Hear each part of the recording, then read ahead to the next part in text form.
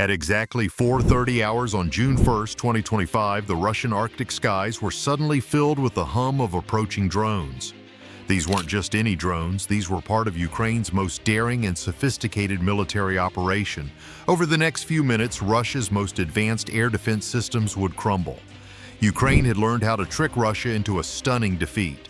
This wasn't just about technology, it was about strategy, precision, and understanding the battlefield better than the enemy. Ukraine had been preparing for this day for months. Russia, with its vast arsenal of cutting-edge weaponry, had dominated the skies for years, convinced that its multi-layered defense systems could stop anything. At the heart of Russia's defense lay the S-400, a missile defense system that tracked 300 targets simultaneously and could launch missiles that reached up to 250 kilometers. Russia called it the pinnacle of military technology, a fortress in the sky. But what Russia didn't know was that Ukraine, the underdog in this war, was about to expose its biggest flaw: overconfidence. Ukraine knew it couldn't defeat Russia directly with superior firepower. The key was not brute strength, but cunning. Ukraine's engineers and military planners turned to drone warfare, not the expensive high-tech machines used by world powers, but low-cost, off-the-shelf drones re-engineered into devastatingly effective weapons. These drones weren't just for surveillance, they were about to become the key to Ukraine's victory. As the Ukrainian drones neared Russian airspace, they followed a carefully planned route. At just 300 feet above the icy tundra, they were flying low and fast beneath the radar horizon. Russia's first line of defense, the Nebo-M radar, was designed to detect aircraft at high altitudes. However, this radar was a flawed system. It wasn't designed for small, low-flying targets, especially not the ones creeping beneath its detection range. What the Russians didn't realize was that the drones weren't stealthy. They were simply flying under the radar. The Nebo-M couldn't track them, and so they passed by undetected, moving deeper into Russian airspace. Inside the control room of the S-400 system, Russian operators sat in confident silence, believing their defense would catch any intruder. They had never anticipated a threat flying so low, at least not under the radar. The tension in the room was palpable, and as the drones moved closer, they still couldn't see the threat. By the time they realized what was happening, the drones were already past their radar systems. By 6 squad hours, the first wave of drones arrived at their target, Russia's S-400 air defense system, one of the most advanced in the world. The Ukrainians had already studied its weaknesses. The S-400 could handle high-speed, high-altitude missiles, but when it came to low-flying threats, its radar could not keep up. The drones, now within range, fired their payloads. Explosions rocked the S-400, and in seconds, one of Russia's most sophisticated and expensive systems was reduced to scrap. The Russian operators inside the command center watched in horror as their defense system, designed to intercept intercontinental missiles, was destroyed by small, simple drones. The entire S-400 system fell within minutes, a catastrophic blow to Russia's military superiority. At this moment, Russia's command center went into a state of chaos. They had just lost $1 billion defense system. Their enemies had bypassed the system that was supposed to be invincible. But it wasn't just the loss of the system that hurt, it was the humiliation. A country with cutting-edge technology had been outwitted by simple, low-cost tactics. As the first wave of drones hit the S-400, the second wave approached. The OEA air base was the next target.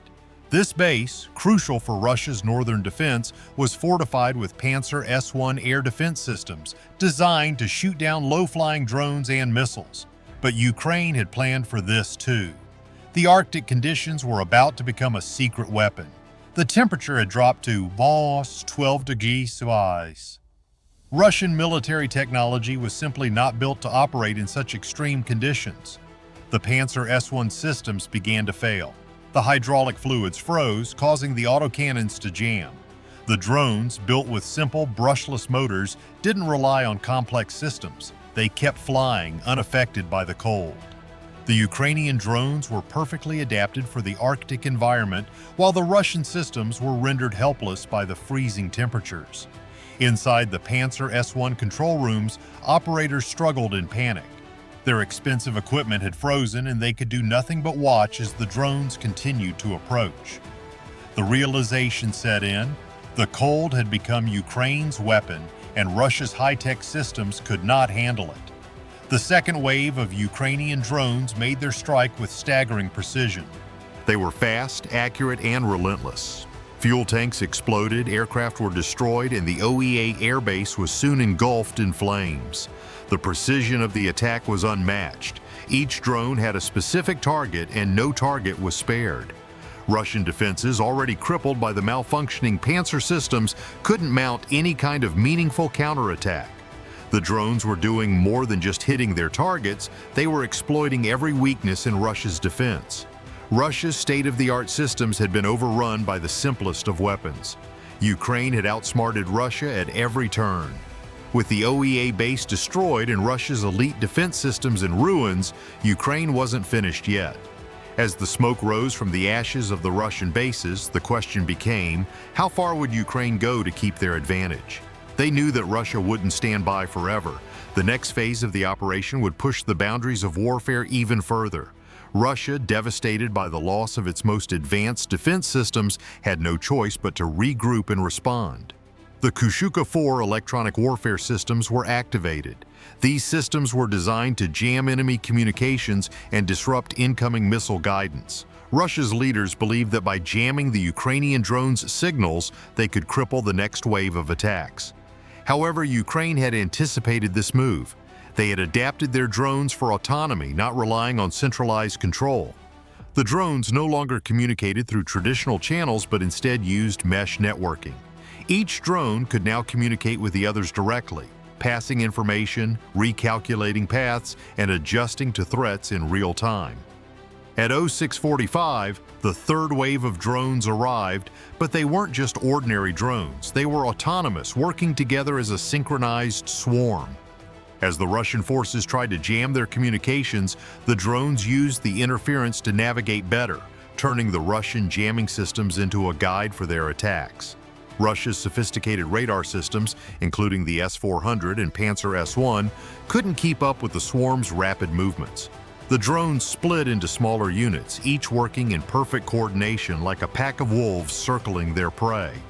Mesh networking allowed them to attack from multiple directions, overwhelming Russian defense systems that had been designed for single-direction threats. Inside Russian command centers, the officers were watching in horror as the drone swarm seemed to defy every protocol. Each time they thought they had intercepted one, another appeared from a different direction. The constant shifting patterns were overwhelming the Russian air defense network. The battle had shifted decisively. Russia's forces were no longer facing a few simple drones, they were facing a horde, autonomous, adaptive, and highly coordinated. Ukraine's strategy had transformed from a tactical victory to a strategic revolution. The drones didn't just follow orders, they adapted, learned, and exploited every weakness in Russia's defense. By 0650 hours, Russian airfields were burning. Advanced fighter jets, radar systems, and anti-aircraft units were all destroyed. The drones weren't just taking out systems, they were systematically breaking down Russia's entire defense infrastructure. And as the drones continued to swarm, Russia's leadership began to realize something terrifying. They had no answer to the new kind of warfare Ukraine was waging. By 0650, Ukraine's drones delivered their final blow. Diaghilev Air Base, one of Russia's most important strategic locations, was targeted next. Armed with precision-guided explosives, the drones moved in like a well-trained strike force. Russia's defenses had already been exhausted, and now there was nothing left to stop the drones. The drones' precise targeting destroyed Russia's nuclear-capable bombers, leaving Russia with no means of retaliation. The destruction of these high-value assets sent shockwaves through Russia's command structure. This wasn't just a military defeat, it was a complete collapse of Russia's defense posture. As Russia's air bases were reduced to rubble, Ukraine's drones turned the tide of the war. The autonomous swarms had not only taken down Russia's most powerful defense systems, they had redefined modern warfare. Ukraine had tricked Russia at every level, outsmarting them with tactics that had never been seen before. For the world, the message was clear. The future of warfare wasn't about having the most advanced technology, it was about being able to think differently and exploit every weakness of the enemy. Ukraine had proven that a simple, low-cost technology could defeat the most powerful military in the world. This was more than just a victory for Ukraine. It was a complete transformation in the way the world understood warfare. Low-cost, simple drones had taken down some of the world's most sophisticated systems. The war was far from over, but Ukraine had outsmarted Russia at every turn. This stunning defeat had proved that in warfare, strategy and innovation could trump brute force.